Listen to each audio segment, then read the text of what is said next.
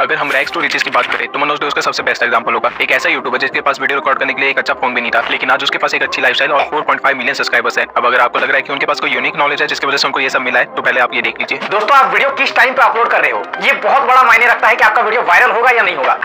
चीज लिखा हुआ है रैंकिंग बाय व्यूज, और रैंकिंग बाय व्यूज में दोस्तों ये है 3 नंबर। तो इसी से रैंकिंग बनता है कि आपके पिछले 10 वीडियो का जो परफॉर्मेंस है, तो वो टाइमिंग के हिसाब से आपका वीडियो कैसा रैंक कर रहा है। अभी वाला वीडियो। अब अगर आपके पास यूट्यूब की हल्की सी भी नॉलेज है तो आपको समझ आ गया होगा कि इन्होंने जो कुछ भी बताया वो बिल्कुल भी सच नहीं है। और आपकी इन्फॉर्मेशन के लिए बता दूं, इनकी हर वीडियो में कुछ इसी तरह की नॉलेज होती है। सिर्फ इतना ही नहीं, इनके ऊपर ऑलरेडी इतनी सारी एक्सपोज वीडियोस बन चुकी है, लेकिन इनकी ग्रोथ फिर भी नहीं रुक रही। और लास्ट मंथ इन्होंने अपने चैनल पे 24 मिलियन व्यूज गेन किए हैं, जो कि इनके सारे कॉम्पिटिटर से काफी ज्यादा है। लेकिन फिर से सवाल आता है कैसे। इस वीडियो में मैं आपको 4 रीजन बताने वाला हूँ जो कि मनोज की सक्सेस का कारण बने, और इसमें से 4th रीजन सबसे इंपॉर्टेंट है, क्योंकि उसे देखने के बाद आप मनोज को एक बिल्कुल डिफरेंट वे में देखेंगे।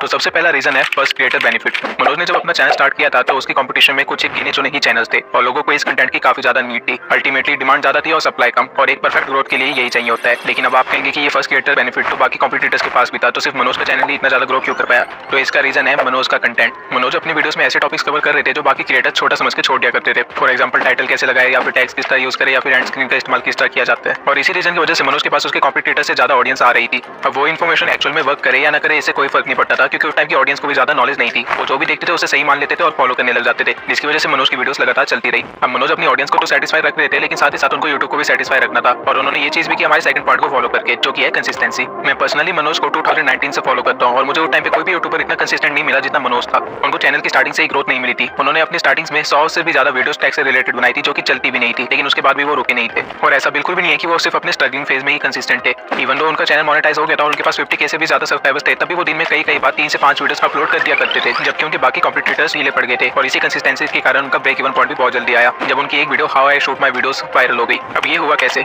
आइए थोड़ा डिटेल में समझते हैं। यूट्यूब को हर क्रिएटर से सिर्फ 2 ही चीजें चाहिए, जो कि है क्वांटिटी विद क्वालिटी। और एज अ क्रिएटर आपको सिर्फ 2 लोगों को ही सेटिस्फाई करना होता है, एक आपकी ऑडियंस और एक यूट्यूब को। अब Manoj as a creator quantity तो प्रोड्यूस कर ही रहा था, जो कि यूट्यूब को सेटिस्फाई कर रहा था, और साथ में अपनी वीडियोस में थोड़ी नॉलेज भी दे रहा था, जो कि उसकी ऑडियंस को भी सेटिस्फाई कर रहा था। और ऑब्वियसली उस टाइम पे ऐसी वीडियोस की नीड थी, तो उसकी वीडियोस काफी आसानी से चल भी रही थी। और जब उन्होंने अपनी वीडियो डाली how I shoot my videos, तो उसमें उन्होंने अपना स्ट्रगल दिखाया कि कैसे वो एक टूटे हुए फोन से सीढ़ियों के पास बैठ के अपनी वीडियो रिकॉर्ड करते हैं, जिससे लोग काफी ज्यादा मोटिवेट भी हुए और रिलेट भी कर पाए। इसलिए उनकी वो वीडियो काफी ज्यादा वायरल भी हुई। लेकिन अगेन क्वेश्चन ये आता है कि बाकी कॉम्पिटिटर्स भी तो ये चीज फॉलो कर सकते थे, तो लेकिन मनोज ऐसा स्पेशल क्या कर रहा था जिसकी वजह से वो ग्रो कर रहा था। ऑल्दो मनोज अपनी वीडियोस में गलत इन्फॉर्मेशन दे रहा था और काफी ज्यादा क्वालिटी भी नहीं थी उनकी वीडियो में, स्टिल उनके पास एक ऐसी स्किल थी जिसका वो बहुत अच्छे से इस्तेमाल कर रहे थे, और कोई भी उनका कॉम्पिटिटर उस स्किल को इतने अच्छे से इस्तेमाल नहीं कर पाया, जो कि था क्लिकबेट। अगर आप मनोज के चैनल पे जाकर उसके थंबनेल्स देखेंगे तो आप देख पाएंगे कि मनोज अपने थंबनेल्स में सस्पेंस बहुत अच्छे से क्रिएट कर लेता है, यानी कि वो ऑडियंस की फीलिंग्स के साथ अच्छे से खेल जाता है। मनोज अपने थंबनेल्स के थ्रू बहुत इजीली ही एक्साइटमेंट, सिंपैथी और फियर क्रिएट कर लेता है, जिसके कारण उनके वीडियोस का CTR हमेशा मेंटेन रहा है। ऑल्दो मनोज के पास आज 4 मिलियन प्लस सब्सक्राइबर्स है, लेकिन मनोज आज भी इस चीज का इस्तेमाल करते हैं, और क्लिकबेट तो सिर्फ पहला स्टेप है। इसके साथ साथ मनोज एक बहुत अच्छे स्टोरी टेलर भी है। अब मनोज को पता था कि वो अपने थंबनेल्स के थ्रू अपने ऑडियंस से क्लिक तो करवा लेंगे, लेकिन वीडियो वायरल करने के लिए ऑडियंस रिटेंशन लगती है, और जिसके कारण लोगों को उनकी वीडियो ज्यादा देर तक देखनी पड़ेगी। तो मनोज अपनी वीडियो की स्टार्टिंग इस तरह करते थे जैसे वो उसी बारे में बात करने वाले हैं जो कि उन्होंने अपने थंबनेल में दिखाया है, लेकिन जैसे जैसे आप उनकी पूरी वीडियो देखते थे तो एक्चुअल में वीडियो के अंदर कुछ और ही चीज निकलती थी। फॉर एग्जांपल ये वीडियो ले लीजिए, 1000 सब्सक्राइबर्स एक दिन में हो जाते हैं। इस वीडियो के थंबनेल को देख के तो ऐसा लग रहा है कि मनोज कुछ ऐसी स्ट्रेटजी बताने वाले जिससे हम एक दिन के अंदर 1000 सब्सक्राइबर्स गेन कर लेंगे। अब ये वीडियो 10 मिनट की थी, और लगभग 9 मिनट तक मनोज इसी तरह बात करते रहे जैसे वो कुछ बताने वाले जिससे एक दिन के अंदर 1000 सब्सक्राइबर्स गेन हो जाएंगे। लेकिन 9वें मिनट पे मनोज बताते हैं कि उनका चैनल अब इतना ज्यादा ग्रो हो चुका है कि उनको हर रोज 1000 सब्सक्राइबर्स की इजीली गेन हो जाते हैं। और इसी तरह मनोज अपनी क्लिकबेट स्ट्रेटजीज को, अपनी स्टोरी टेलिंग स्किल्स को काफी अच्छे से यूज करके अपनी वीडियोस को वायरल कर लेते थे।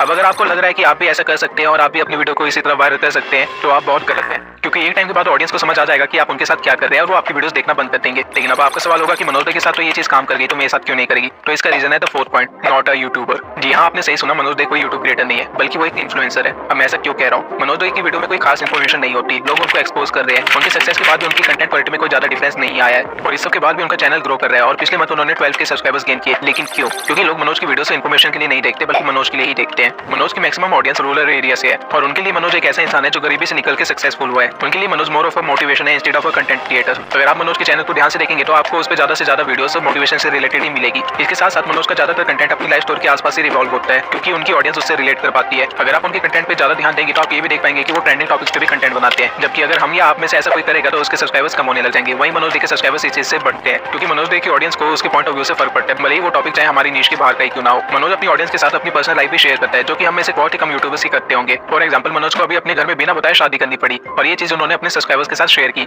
अब अगर उनकी जगह हम या आप में से कोई होता तो शायद हम ये करने की सोचते भी नहीं, लेकिन मनोज ने अपनी लाइफ को लेकर काफी ज्यादा ही ट्रांसपेरेंट है अपने सब्सक्राइबर्स के साथ, और इसी वजह से उनकी ऑडियंस का उन पे बहुत ही ज्यादा ट्रस्ट भी है और साथ ही साथ काफी ज्यादा रिलेट भी कर पाते हैं, क्योंकि ऐसी प्रॉब्लम हर किसी की लाइफ में आती है, लेकिन कौन सा यूट्यूबर अपनी लाइफ प्रॉब्लम्स इस तरह शेयर करता है। अगर हम यहाँ से एनालाइज करें तो मनोज एक्चुअली में अपनी पूरी लाइफ को रिकॉर्ड कर रहा है, जो कि उसकी ऑडियंस को देखने में एक्चुअली में मजा आ रहा है, जिसके कारण उसकी ग्रोथ लगातार बढ़ती जा रही है। अगर कल को मनोज एक कुकिंग चैनल भी खोल लेता है तो भी उसकी वीडियोस वायरल होगी। वहीं अगर हम ऐसा करते हैं तो 100% गारंटी कि हमारी वीडियोस नहीं चलेगी। और काफी लोगों के अकॉर्डिंग मनोज एक स्कैमर है, एक फेक गुरु है, लेकिन मेरे अकॉर्डिंग वो एक मास्टरमाइंड है, क्योंकि जब उनकी फैमिली की सिचुएशन अच्छी नहीं थी और जब उनको एक जॉब ढूंढनी चाहिए थी, तब भी उन्होंने करेज दिखाया एक यूट्यूब चैनल खोलने का। साथ में उन्होंने टूटे हुए फोन से और इतने स्ट्रगल में वीडियोस रिकॉर्ड की और लगातार करते रहे जब तक उनको सक्सेस नहीं मिली। इतना हार्ड वर्क शायद ही कोई करता है, वो भी बिना जाने कि यहाँ पे एक्चुअल में सक्सेस की गारंटी है या नहीं, और वो भी खासकर तब जब फैमिली की रिस्पॉन्सिबिलिटी आप पे हो। इसके साथ साथ ही उन्होंने लोगों की साइकोलॉजी को बहुत अच्छे से समझा और साथ में अपॉर्चुनिटी भी देखी कि किस तरह वो अपनी ऑडियंस को यूज कर सकते हैं। ऐसे बहुत ही कम यूट्यूबर्स है जो अपनी एक्चुअल ऑडियंस को पहचान पाते हैं, और मनोज ने इसको बहुत अच्छे से पहचाना और उसका फायदा भी उठाया। अब as a content creator obviously मैं आपको सजेस्ट नहीं करूंगा कि आप उनकी स्ट्रेटजीज को फॉलो करें, लेकिन एज अ यूट्यूबर देखा जाए तो उन्होंने काफी अच्छे से ग्रोथ की है और आप उसको फॉलो कर सकते हैं। लेकिन